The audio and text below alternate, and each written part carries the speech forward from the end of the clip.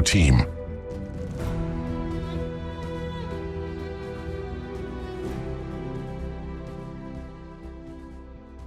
Chapter 7. Donovan had been tracking the enemy in the Wildlands for almost 8 weeks when he decided it was time to make a move.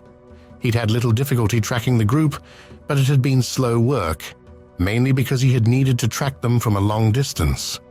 Unlike the Wood Elven Forest, the Wildlands were made up of very flat, grassy plains, making it difficult to get near without being seen. But Donovan was learning a little more about his enemy's habits each day as he studied their campsites and tracks, and he was beginning to devise a plan. He was pleased to find the small footprints of an elven female amongst the larger human male prints. The princess was most certainly still alive and traveling with the group. He was even more pleased to find, from the depth and placement of her footprints, that she had a strong, steady stride. She was not hurt, which was a relief, as this would greatly improve their chances of escaping once he had rescued her. Donovan studied the surrounding landscape carefully.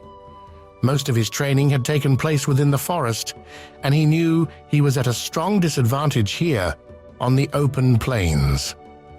He would have to learn to adjust his tactics, and quickly. He hoped to be able to free the princess before the slavers made it back to their encampment, because once they were encamped, they would gain the home field advantage with greater numbers and fresh men and supplies, and his chances of success would be much slimmer. There had been talk at the outpost of a large slaver encampment about 400 leagues southwest of the free town of Benton, run by a barbarian who had taken control of much of the Wildlands. Donovan was willing to bet that this barbarian was the same man he was seeking, and, judging by their rate of travel, he expected that they would reach the encampment within the next week or two. I will be successful no matter what the circumstances, Donovan told himself aloud. Elena will not have died in vain, and the princess will not suffer the fate of a slave. All that day, he followed the slavers, noticing that they were heading into more scrubby land. The bushes would be helpful. The slavers were traveling about 7 leagues each day, then setting up camp late in the afternoon. Donovan knew their patterns, knew how they laid out their camp, and he was ready.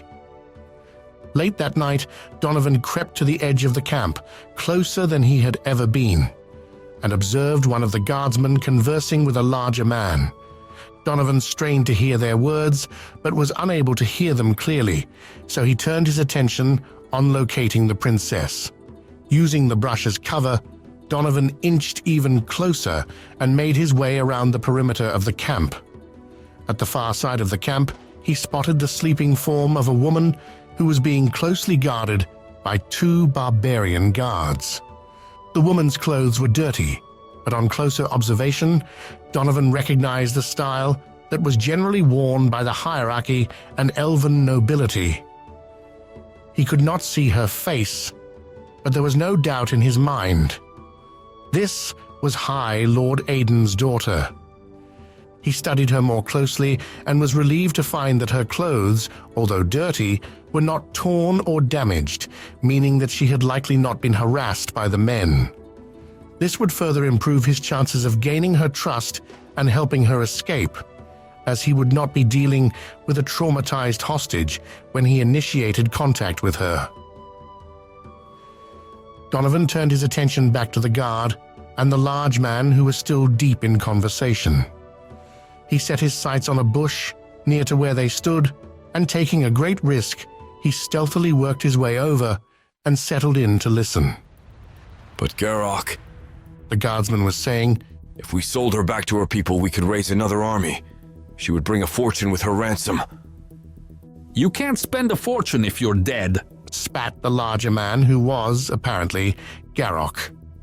Our suppliers will already be spitting mad once they know we have failed to obtain the agreed-upon cargo. They wanted a cargo of elven women, not just one. Although she's a very pretty one, I don't think she alone will justify our suppliers' initial willingness to fund our raid on the Wood Elves. In fact, the more I think about it, the more I am certain that there was more to this than the money the cargo would bring in. They would only have been willing to lend us the rune crystal artifact if there was something more valuable at stake. Donovan was keenly alert. This was not just a casual conversation between soldiers.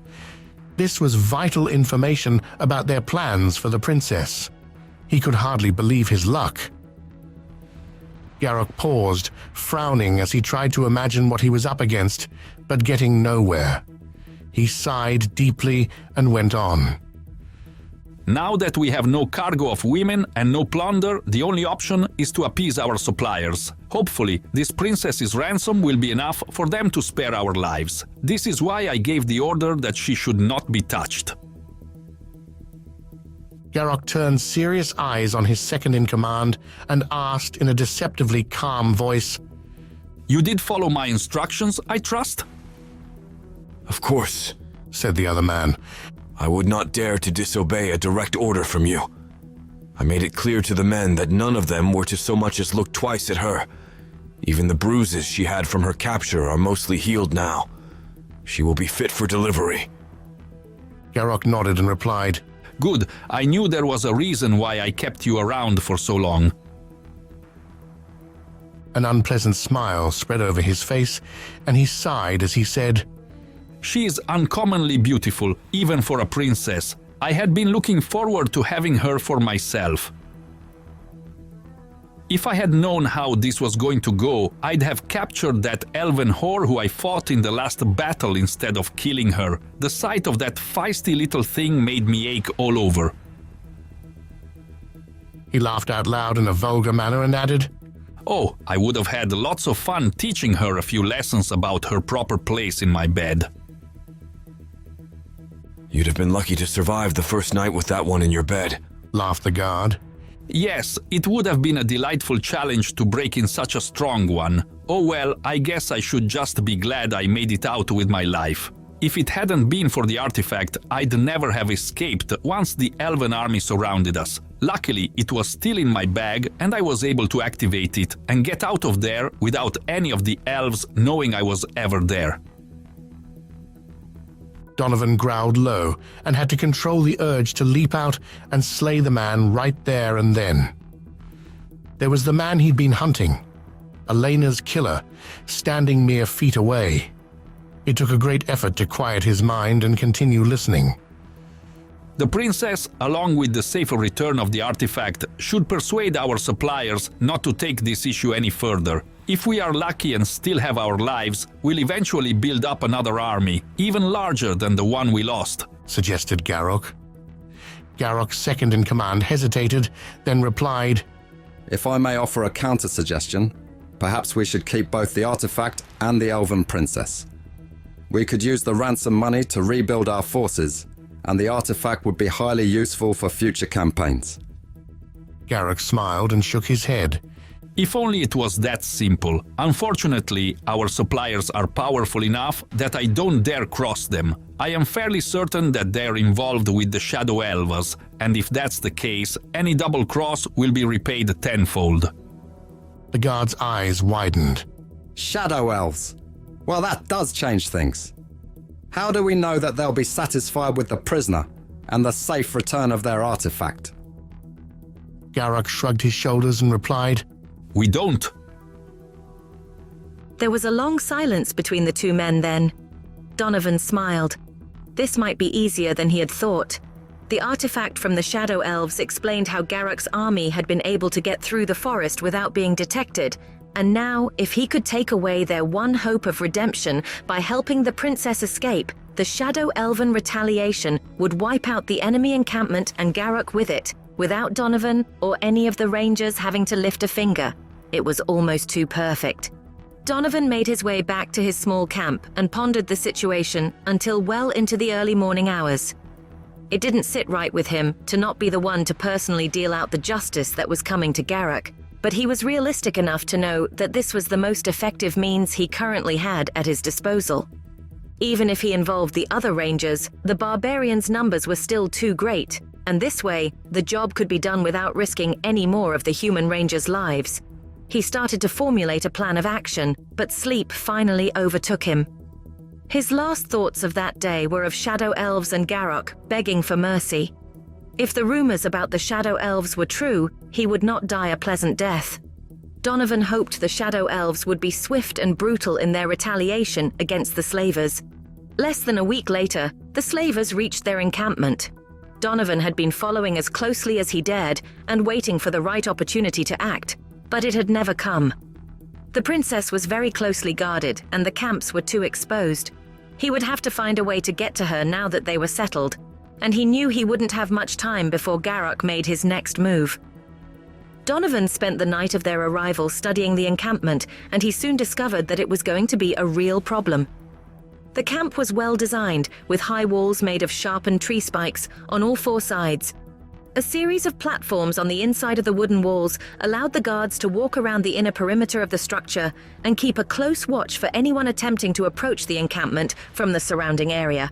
All the shrubs and bushes within 100 feet of the outside wall had been cleared away, making it doubly hard for an intruder, such as himself, to approach the encampment without being detected.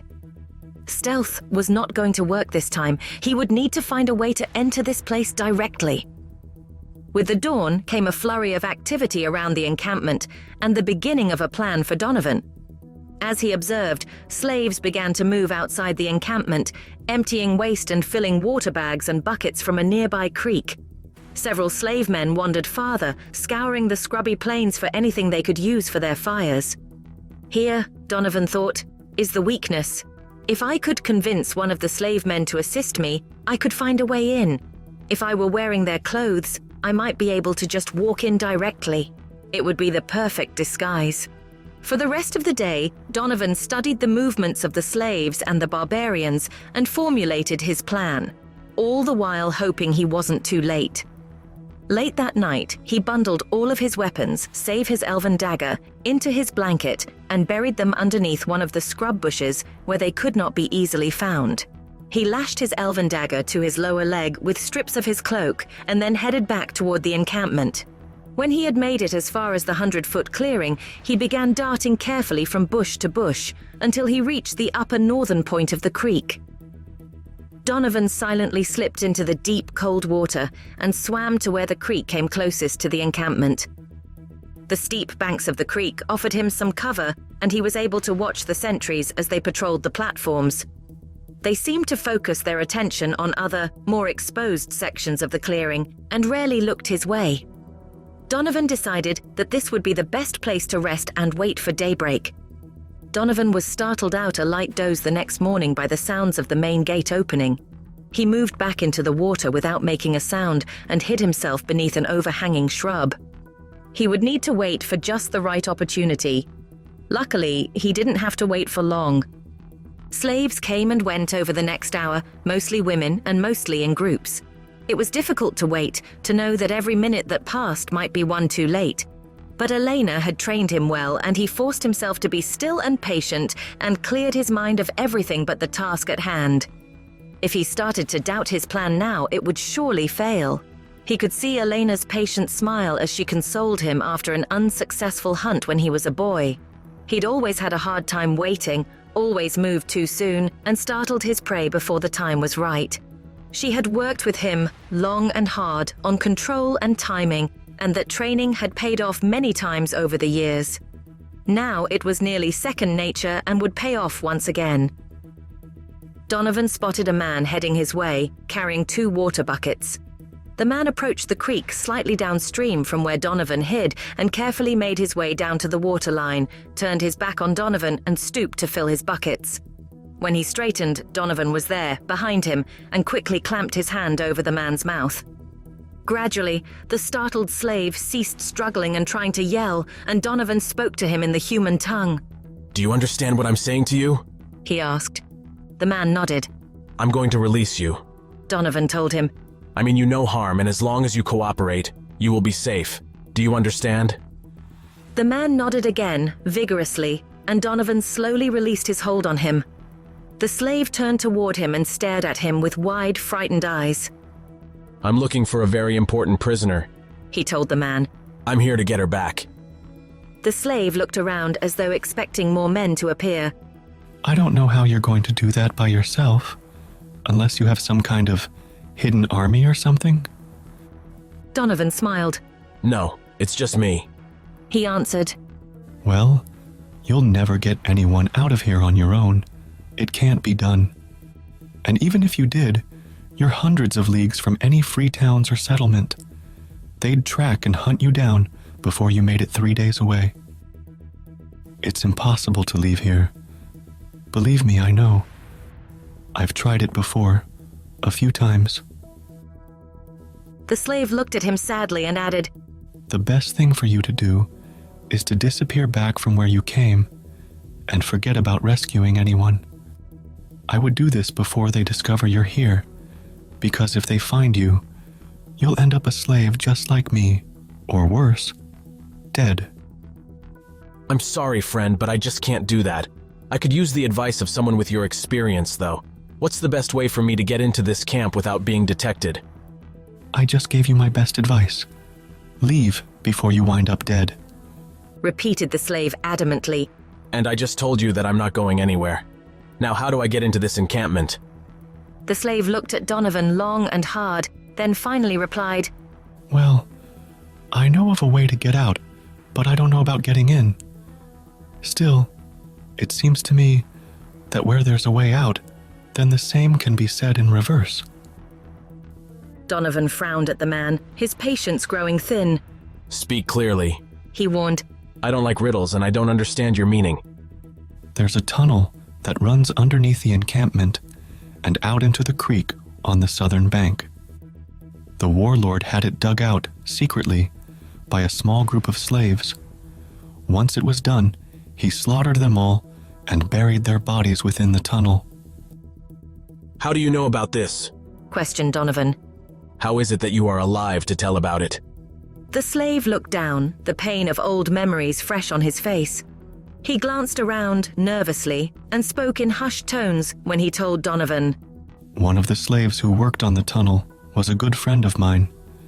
He told me what was going on down there and swore me to secrecy about it. He only worked on it for a couple of days, and then he was killed with the rest of them. Garak would kill me too, if he suspected that I knew anything about that tunnel. He paused for a moment as though to collect his thoughts, then looked at Donovan. Along the southern bank, there's an opening to a cave of some sort. That's the start of the tunnel. The tunnel comes up under the armory. I don't know any more than that, but that's likely your best bet for getting inside. The slaves are never allowed on that south side, so you won't be disturbed. Thank you, my friend. Is there any way that I can repay you for your kindness? The slave grinned, showing his black and yellow broken teeth.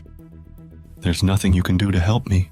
He answered, Except, forget you ever saw me when they capture you. No point getting us both killed. Thanks for the vote of confidence. joked Donovan. I have no intention of getting captured, but if I do, you've got a deal. Be safe, and may the blessings of the elders shine down upon you. The slave looked puzzled and said, I doubt the elven elders would notice a lowly human slave like me, let alone shine down any blessings on me. The elven elders were wise enough to know that we all have our roles to play in this world. I think no matter how desperate the situation or how unlikely it may seem, if you look to them, then they will reach for you. And with that, Donovan turned and headed across the creek, heading for the south side of the encampment. Thank you very much for watching. If you like this video, please be sure to give it a thumbs up and subscribe and follow our channel. This is a Watson Lee Publishing production, copyrighted, all rights reserved.